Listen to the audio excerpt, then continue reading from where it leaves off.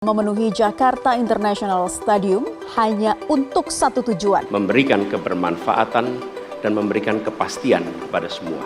Prabowo Gibran, kita akan perbaiki yang harus diperbaiki.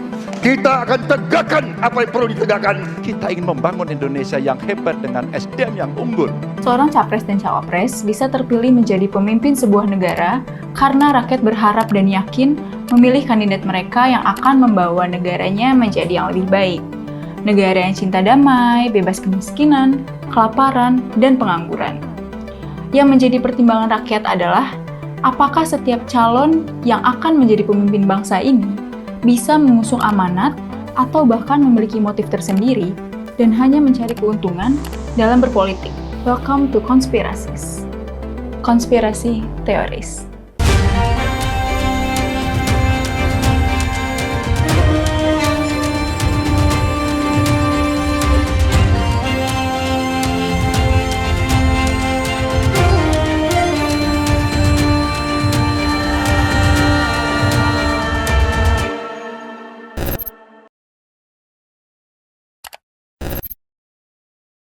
Pilpres 2024 ini, banyak sekali dugaan yang menjurus kepada masing-masing paslon, capres, dan cawapres.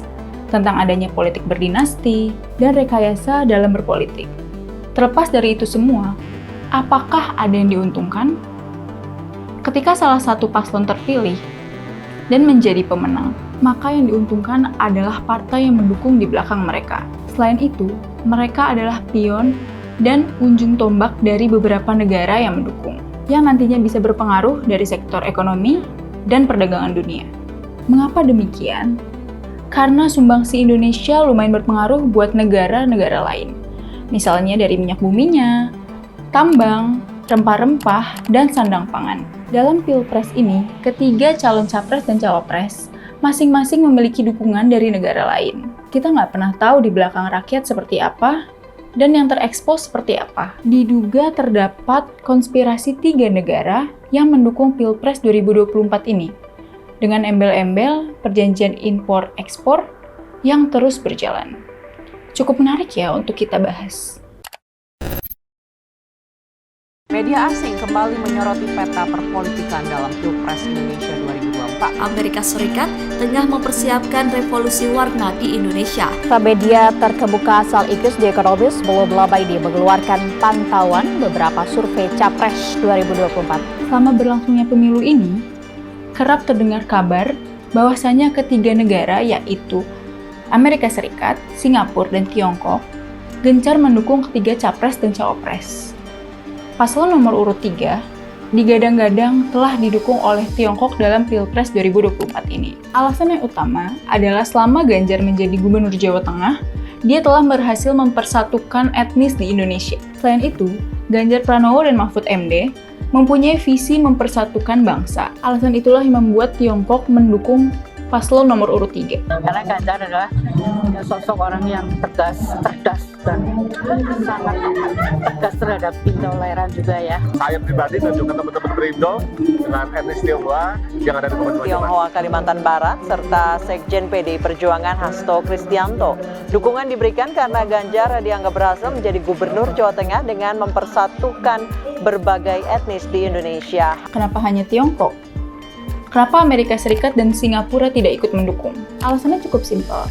Karena Ganjar Pranowo dan Mahfud MD menjunjung tinggi sosialis, khususnya Tiongkok, yang di luar negeri maupun di Indonesia sendiri. Terbukti saat Ganjar masih berjabat sebagai Gubernur Jawa Tengah. Apakah tidak terlihat background partai yang mengusungnya? PDIP contohnya.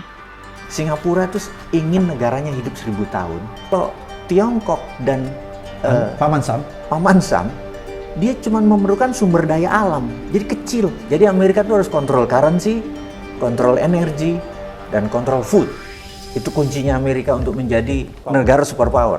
Pasangan Prabowo Subianto dan Gibran Rakabuming Raka sempat terkena isu tidak dapat dukungan dari Amerika Serikat dalam Pilpres 2024 ini. Mereka dinilai bertabrakan ideologi dan berkaca kepada 8-9 tahun silam yang merasa Amerika dirugikan, pemerintah yang lebih condong ke Tiongkok, dan lagi melaksanakan otoritarian. Buat kalian yang belum tahu, otoritarian adalah bentuk organisasi sosial yang ditandai oleh penyerahan kekuasaan. Ini kontras dengan individualisme dan demokrasi. Dalam politik, suatu pemerintahan otoriter adalah satu di mana kekuasaan politik terkonsentrasi pada satu pemimpin.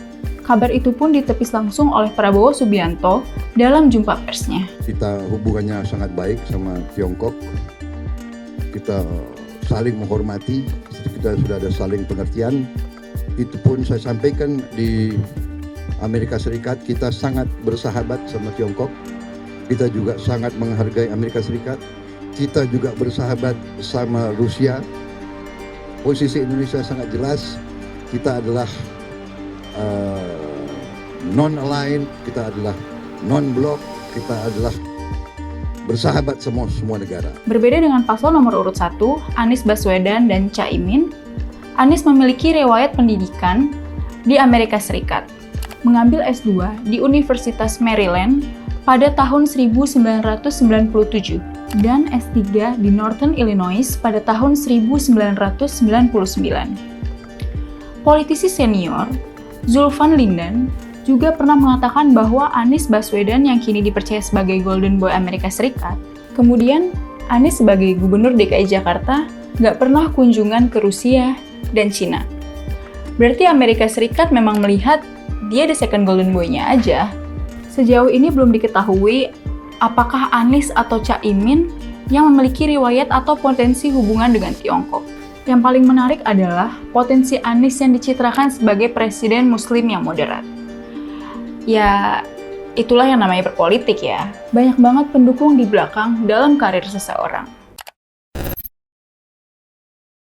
Dari perbincangan kami bersama dengan beberapa pedagang dan juga pembeli, memang benar harga beras yang tinggi telah terasa khususnya sejak akhir tahun 2023 kemarin hingga saat ini. Harga cabai merah juga tercatat naik.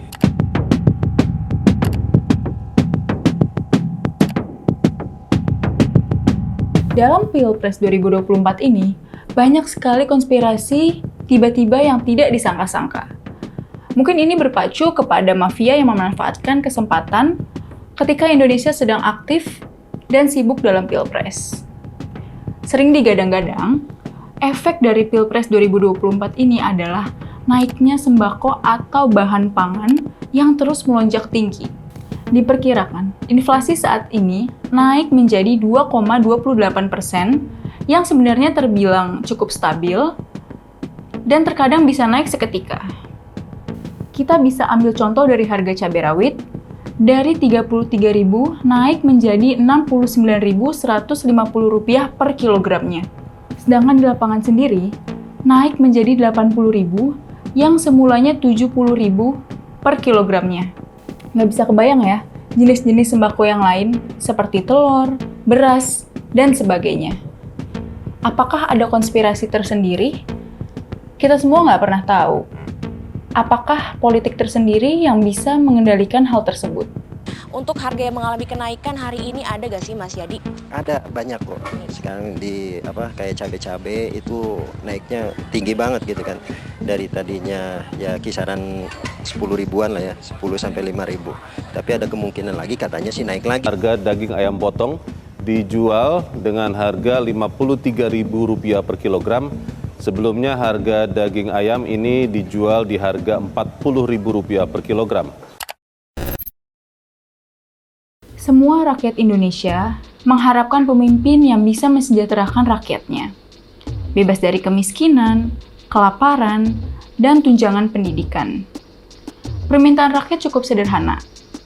Karena sangat sulit adanya perubahan yang signifikan, cukup terpenuhi kebutuhan sandang pangan yang terjangkau saja, mereka sudah cukup bahagia. Sekarang keputusan ada di tangan kalian. Tinggal kalian yang memilih mana yang terbaik dari yang paling baik. Cukup sekian dari apa yang bisa gue sampaikan. Semoga bermanfaat. Sampai ketemu di episode selanjutnya. See you next time. Bye.